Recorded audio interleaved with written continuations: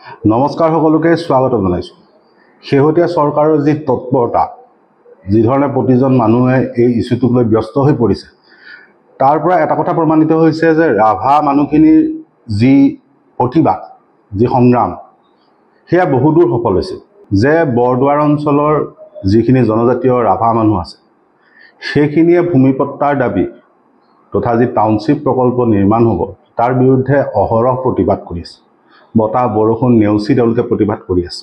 সেই আন্দোলনটোৰ প্ৰভাৱ পৰিছে। যে আমি বাৰে বাৰে এটা কথা কৈ থাকোঁ যে ৰাজনৈতিক দলবিলাক, সংগঠনবিলাকৰ ঊৰ্ধত ৰাইজে যেতিয়া আন্দোলন কৰিছে, তেতিয়া কিন্তু চৰকাৰ হিলি গৈছে। চৰকাৰে কিন্তু বাধ্য হৈ গৈছে। চৰকাৰে কিন্তু ব্যস্ততা দেখুৱাবলৈ বাধ্য হৈছে।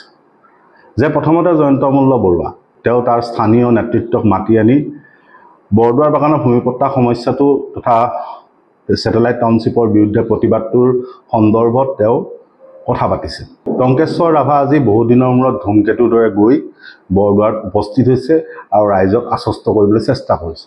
লগতে মুখ্যমন্ত্ৰীও আজি বিধানসভাত বৰদুৱাৰ অঞ্চলৰ ভূমিপট্টা তথা টাউনশ্বিপ নিৰ্মাণৰ কথাটোক লৈ তেওঁ বক্তব্য দিছে। তাৰমানে মানুহখিনি চকু থৰ হৈছে, এই আন্দোলনটোৱে প্ৰভাৱ পেলাইছে।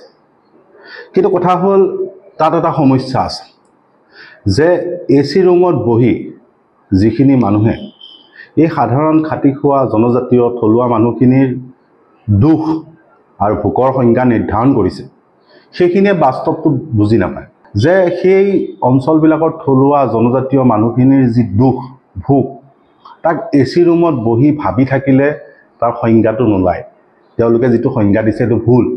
দ্বিতীয় হ'ল যে তেওঁলোকে যেনেকৈ ভাবে বা তেওঁলোকৰ যেনেকৈ আছে দুটা তিনিটাকৈ মাটি সম্পত্তি, একোজন মন্ত্ৰী বা একোজন নেতাৰ যেনেকৈ দুটা তিনিটা সম্পত্তি থাকে, ক'ৰবাত ঘৰ বনাইছে, ক'ৰবাত ফাৰ্ম হাউচ বনাইছে, ক'ৰবাত বিজনেছ বা ব্যৱসায়িক প্ৰতিষ্ঠান বনাইছে, তেনেকৈ এই মানুহখিনি নাই।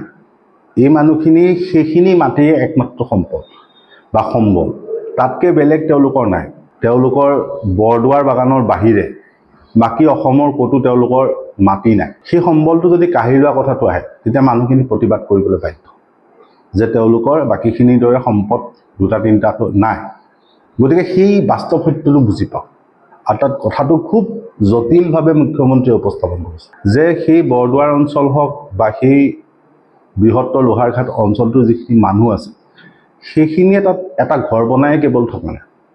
তাত কিছু মাটিত খেতি কৰিছে, কিছু মাটিত বাগিচা বা বাগান কৰি তেওঁলোকে শাক পাচলি ইত্যাদি উৎপাদন কৰিছে, কৰি তেওঁলোকে পৰিয়ালটো কোনোমতে পোহপাল দি আছে। তাত বহুত ডাঙৰ ডাঙৰ ধনী ধনী অফিচাৰ বা ধনী ধনী মানুহৰ ঘৰ নাই।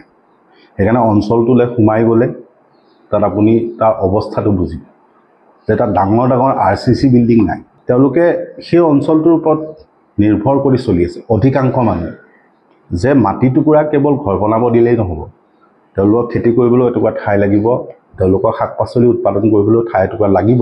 সেইকাৰণে ঘৰ বাৰী কেৱল ঘৰটো দিলে নহ'ব। যে তেওঁলোকে খুব কৌশলেৰে গৈছে যে বাগানখন কিনি লৈ তেওঁলোকে মাটিৰ পট্টা দিব। টংকেশ্বৰ ৰাভাৰ মুখতো একেটা কথা। দিয়াৰ পাছত তেওঁলোকে খালী মাটি এইখিনি ধৰিছে। এতিয়া খালী মাটিৰ হিচাপটো কি, ৰৈ যোৱা মাটিখিনিৰ হিচাপটো কি? তাৰমানে যে যদি এজন ৰাভা মানুহে যদি 10 বিঘা মাটি ভোগ দখল কৰি শতিকা জুৰি যদি বসবাস কৰি আছে, তাত তেওঁলোকে ঘৰটোৰ উপৰি তাত খেতি বাতি কৰি আছে। এতিয়া তেওঁলোকক যদি 10 বিঘা মাটিৰ ঠাইত তেওঁলোকক এটা অংশ দি দিয়ে, তাৰমানে 10 বিঘা মাটিৰ সলনি যদি আমি ধৰি ল'লোঁ 5 বিঘা মাটি দিয়ে, বাকী 5 বিঘা মাটি যদি চৰকাৰে অধিগ্ৰহণ কৰে, তেতিয়াহ'লে তাক আমি উচ্ছেদ বুলিয়ে ক'ম। সেইটো উচ্ছেদ নহয় কি, তেওঁলোকৰ উপাৰ্জনৰ সম্বলটো যদি কাঢ়ি নিয়ে, সেইটোক আমি উচ্ছেদ বুলিয়ে ক'ম। আৰু দ্বিতীয় কথা হ'ল, সেই মাটিখিনি কাঢ়ি নিয়াৰ পাছত এই মানুহখিনি কেনেকৈ জীয়াই থাকে? এইখিনি মাটিত দিব, বাকীখিনি চৰকাৰে ল'ব। সেই প্ৰস্তাৱটো সন্দৰ্ভত ৰাইজে চিন্তা কৰক। যে উচ্ছেদ মানে কেৱল বুলডোজাৰ লৈ ঘৰ ভাঙি দিয়াই নুবুজায়। যে তেওঁলোকে যিমানখিনি মাটি এতিয়া বসবাস কৰি আছে ঐতিহাসিকভাৱে, সেই গোটেইখিনি মাটিৰ যদি পট্টা লাভ নকৰে, অধিকাৰ লাভ নকৰে, তেতিয়াহ'লে তেওঁলোকৰ জীৱন জীৱিকা কিন্তু ধ্বংস হৈ যাব। দ্বিতীয় হ'ল, টংকেশ্বৰ ৰাভা হওক, মুখ্যমন্ত্ৰী হওক, জয়ন্ত মল্ল বৰুৱা হওক, তেওঁলোকৰ হিচাপটো ঠিক আছে যে তেওঁলোকে সাপো নমৰক লাঠিও নাভাঙক, তেনেকুৱা ধৰণৰ এটা স্থিতি লৈছে। দ্বিতীয় হ'ল যে তেওঁলোকে যুক্তি দিছে যে টাউনশ্বিপ হ'লে তাত জনজাতীয় মানুহখিনিয়ে অধিকাৰ লাভ কৰিব। কিন্তু তাত এটা সমস্যা আছে যে এই মানুহখিনি কৃষি বা অন্যান্য কাম কাজৰ ওপৰত নিৰ্ভৰশীল, তেওঁলোকৰ মাজত ধনী মানুহৰ সংখ্যাটো কম। এতিয়া কথাটো হ'ল যে মুখ্যমন্ত্ৰীয়ে যিটো টাউনশ্বিপৰ কথা কৈছে যে জনজাতীয় মানুহখিনিৰ বাবে এখন টাউনশ্বিপ বনাই দিব, এতিয়া সেই টাউনশ্বিপখন বনোৱাৰ পিছত তাত মাটিৰ যিটো মূল্য হ'ব, সেই মূল্যটোত তাৰ সেই থলুৱা যিখিনি ৰাভা মানুহ এতিয়া বসবাস কৰি আছে সেইখিনিয়ে সেই মাটিখিনি কিনিব পাৰিবনে? যে তেওঁলোকে যদি উন্নয়নটো কৰি দিয়ে, ৰাস্তা ঘাট এইবিলাক নিৰ্মাণ কৰি দিয়ে, তেতিয়া তাত মাটিৰ দামটো বাঢ়িব, তাত এখন টাউনশ্বিপ হ'ব, গাঁৱৰ ঠাইত তাত টাউন বুলি কোৱা হ'ব। এটা টাউন বুলি ক'লে সেই টাউনখনৰ ভিতৰত মাটিখিনি এই সাধাৰণ মানুহখিনিয়ে কিনিব পাৰিবনে? ৰাভা মানুহখিনিয়ে কিনিব পাৰিবনে? সেইটো আটাইতকৈ ডাঙৰ প্ৰশ্ন। আৰু দ্বিতীয় অসমত সমস্যাটো হ'ল যে 2007 চনত যেতিয়া ৰাষ্ট্ৰীয় ক্ৰীড়া হৈছিলে তেতিয়া এটা গেম ভিলেজ নিৰ্মাণ কৰা হৈছিল। এতিয়া সেই গেম ভিলেজটো ৰাষ্ট্ৰীয় ক্ৰীড়া শেষ হোৱাৰ পাছত তাৰ ফ্লেটসমূহ বিক্ৰী কৰা হৈছিল। বা আপুনি যদি গুৱাহাটীৰ হাউচিঙৰ প্ৰকল্পবিলাকলৈ যায়, তাত কোনে বসবাস কৰি আছে? সেই বসবাস কৰা মানুহখিনিৰ ভিতৰত কিমানজন কৃষক, কিমানজন শ্ৰমিক আছে? যে দিন হাজিৰা কৰা মানুহ এজন, দিন হাজিৰা কৰা শ্ৰমিক এজন, খেতিয়ক এজনে তাত ফ্লেট কিনিব পাৰিছে নেকি? নাই পৰা। তাত এইখিনি ধনী মানুহে বসবাস কৰিছে, ডাঙৰ ডাঙৰ ধনী মানুহখিনিয়ে বসবাস কৰিছে। তাত ডাঙৰ ডাঙৰ সাংবাদিক, ডাঙৰ ডাঙৰ ঠিকাদাৰ, ডাঙৰ ডাঙৰ ব্যক্তিৰ, তাত ডাঙৰ ডাঙৰ ৰাজনৈতিক নেতাৰ তাত ফ্লেট আছে। তাত কোনো কৃষক শ্ৰমিকৰ ফ্লেট নাই, তাত কৃষক শ্ৰমিকে তাত কিনিব পৰা নাই। গতিকে কথাটো হ'ল এই ক্ষেত্ৰটো একেটাই যে সেই সাধাৰণ যিখিনি মানুহ আছে, যিখিনিয়ে ৰ'দ বৰষুণ কাটি কৰি হ'লেও প্ৰতিবাদ কৰিছে, সেই মানুহখিনিৰ সমস্যাটো হ'ল যে সেই মাটিখিনি যদি তেওঁলোকৰ হাতৰ পৰা গুচি যায়, তেতিয়া তেওঁলোকে দুনাই আৰু তেনেকুৱা ধৰণৰ সম্পদ এটা গঢ় দিব নোৱাৰিব। তেনেকুৱা এটা ঘৰ, তেনেকুৱা এখন বাগিচা, তেনেকুৱা এটা মাটি তেওঁলোকে গঢ় দিব নোৱাৰিব। এতিয়া যদি ডেভেলপমেণ্ট কৰা হয়, যেতিয়া উন্নয়নৰ পতাত ঢোলটো কোবাই আছে, সেইটো যদি কৰা হয়, তেতিয়া সেই মাটিখিনি সেই জনজাতীয় মানুহখিনি কিনিব পাৰিবনে? সেই প্ৰশ্নটো ভাবি চাব লাগে। এতিয়া তাত মুখ্যমন্ত্ৰীৰ বক্তব্যটোত দ্বিতীয় কথা এটা আছে। দ্বিতীয় কথাটো হ'ল মুখ্যমন্ত্ৰীয়ে ক'বলৈ বিচাৰিছে যে বৰদোৱাৰ বাগান বা এই অঞ্চলটো, লোহাৰঘাট অঞ্চলটো যিটো প্ৰতিবাদ হৈছে সেইটো কংগ্ৰেছে কৰিছে। কংগ্ৰেছৰ নেতা তাত গৈ প্ৰতিবাদ কৰা বুলি কৈছে বা কংগ্ৰেছৰ নেতাই উচতনি দিয়া বুলি কৈছে।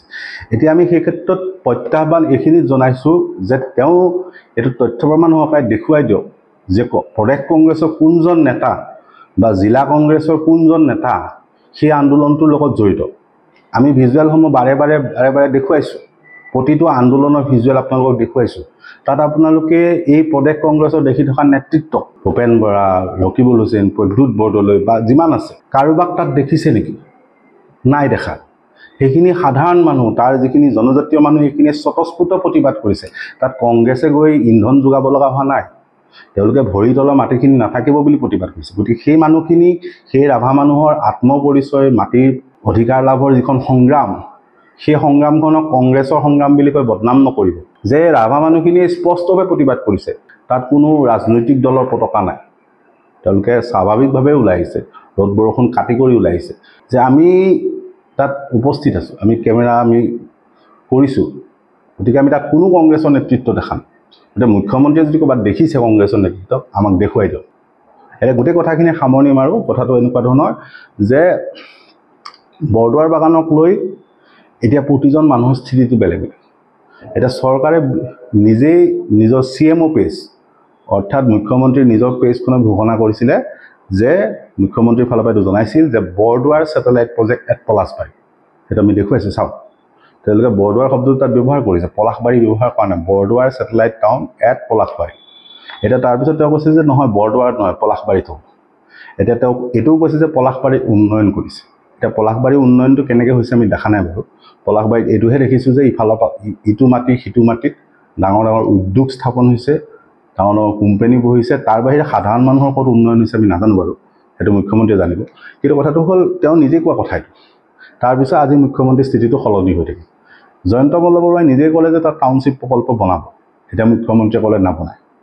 তেনেদৰে টংকেশ্বৰ ৰাভাই আকৌ কৈ আছে যে নাই, আমি মাটি অলপ অলপ দিম, বাকীখিনিত উদ্যোগ বহাব, কোনোবাখিনিত তেওঁ ইণ্ডাষ্ট্ৰিও বহাব। এতিয়া কথাটো হ'ল যে এই খালী মাটিসমূহ দিয়াৰ ক্ষেত্ৰত বা এই গোটেই বৰদোৱাৰৰ যিটো ভূমিপথ সমস্যা বা বৰদোৱাৰ বাগানৰ যিটো ছেটেলাইট টাউনশ্বিপৰ কথা, সেইটোত এই প্ৰতিজন মুৰব্বীৰ কথাবিলাক বেলেগ বেলেগ। মুখ্যমন্ত্ৰীজনৰ কথা বেলেগ, গুৱাহাটী উন্নয়ন মন্ত্ৰীৰ কথা বেলেগ, সেই ৰাভা হাছঙৰ টংকেশ্বৰ ৰাভা কথাটো বেলেগ। এতিয়া কোন সঁচা কোন মিছা, এতিয়া আমি ৰাইজে কোনটো কথা সঁচা বুলি মানিম, সেই উত্তৰটো তেওঁলোকে তিনিজনে একেলগে বহি ৰাইজক কৈ দিলে ভাল হ'ব। ধন্যবাদ।